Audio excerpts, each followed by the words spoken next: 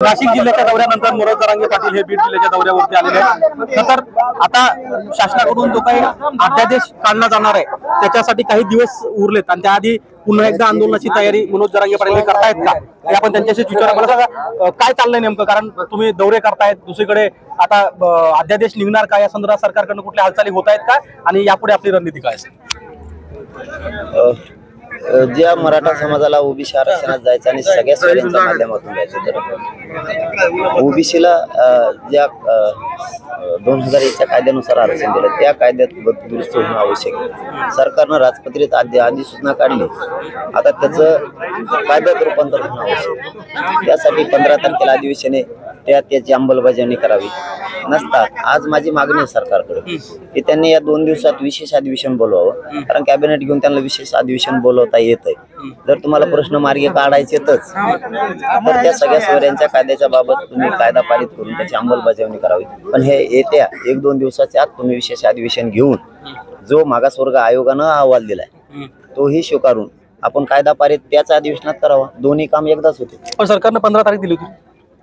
नाही दिलेली नाही, परंतु त्यांनी जे हरकती मागण्यासाठी वेळ होता, जसं की आपण एखादं काही जमीन प्लॉट घ्यायचं म्हणलं जाहीर प्रकटन देतो, तसं कायद्यात बदल करायचं म्हणल्याच्या नंतर त्यांनी म्हणणं मागितलेलं आहे सगळ्यांचंच, त्यामुळे त्यांचा तो वेळ होतोय। परंतु 15 तारखेला योगायोगानं अधिवेशन हे नागपूरच्या अधिवेशनात त्यांनी घोषणा केली। मग अधिवेशन आहे तर मग तुम्ही सगळ्या सोयऱ्यांच्या कायद्यात रूपांतर करून त्या अधिसूचनेचं तुम्ही अंमलबजावणी करा ना। नसता या 2 दिवसात विशेष अधिवेशन बोलवा तुम्ही आणि त्याच्यामध्ये सगळ्या सोयऱ्यांचा कायदा पारित करून त्याची अंमलबजावणी करा।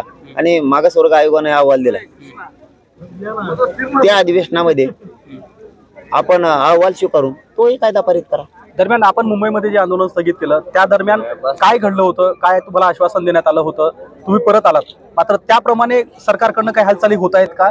त्या संदर्भामध्ये जे काही अध्यादेश निघणार आहे त्या संदर्भात कुणी आपल्याशी चर्चा करत आहे? त्यांनी आश्वासन फिसवासन नाही दिलं त्यांनी आम्हाला, ना आश्वासनावर एवढं आंदोलन मागे येत नसतं।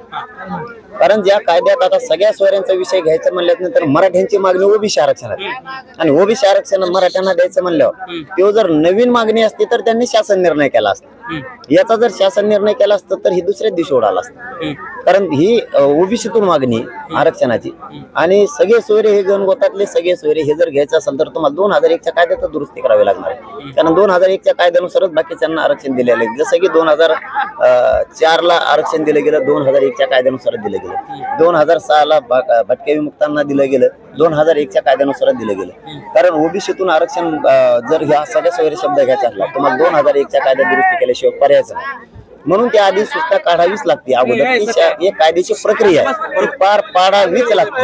कायदेशीर प्रक्रिया संदर्भात आपल्याशी चर्चा करताय का? आपल्याला काही माहिती मिळते का काय चालू आहे? अरे चालू आहे म्हणते, पण आम्हाला आम्ही कशामुळे थांबायचं? बेसावत करायचं बेसावत। तुम्ही आता 15 तारखेला अधिवेशन ते संपून गेल्याच्या नंतर जर तुमच्या विषय नाही घेतला तर इथून पाठीमागे तसं झालं होतं। नागपूरच्या अधिवेशनात काही विषय घेऊ म्हणले घेतले नाही, अधिवेशन संपून गेल्यावर रडत बसण्यात मजा नाही, म्हणून आपण अगोदरच 10 तारखेला सावध झालोय आमच्या कायद्याची अंमलबजावणी करा।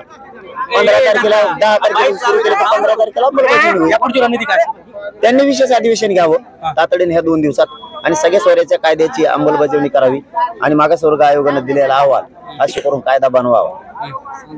आणि ही पुढची रणनीती यासाठी या 2 काम महत्वाचे आहेत। कारण आणि दुसराही की आंतरवालीसह महाराष्ट्रातले गुन्हे मागे घेऊ म्हणले होते, आता 5 महिने होऊन घेतात कधी?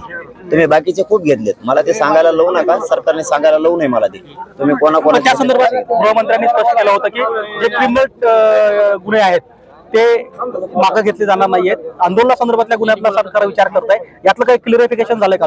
आता मग सगळेच आम्ही सांगितलं ना त्यांना, पण सगळेच आंदोलनातलेच गुन्हे आहेत ना, दुसरे कोणते आहेत? त्याचे झाडलं तेव जाळीन आमच्या तोपिता काय दे? आम्ही कुठे त्यांचं समर्थन केलंय? ते 4-2 जण असतील म्हणून काय तुम्ही हजारो गुतवायला लागलात का काय? त्या नावाखाली हजारो पोरांचे नावं टाकले तुम्ही, म्हणजे करणारे एखादा कोणीतरी त्याचं समर्थन केलं का? आम्ही नाही केलं, मराठा समाजानेही नाही केलं। बाकीचे काय निष्पाप लोक गुतवलेत हजारो तुम्ही विनाकारण, कारण ती ही प्रक्रिया आहे। त्यामुळं आमरण उपोषण हे 10 तारखेला होणार आहे। नसता जे ठरलेलं होतं 5 महिन्यापासून त्याचं पूर्ण त्यांना आता परिपूर्ण अंमलबजावणीच करावं लागणार, त्याशिवाय सुटेल। एबीपी माझा, उघडा डोळे बघा नीट।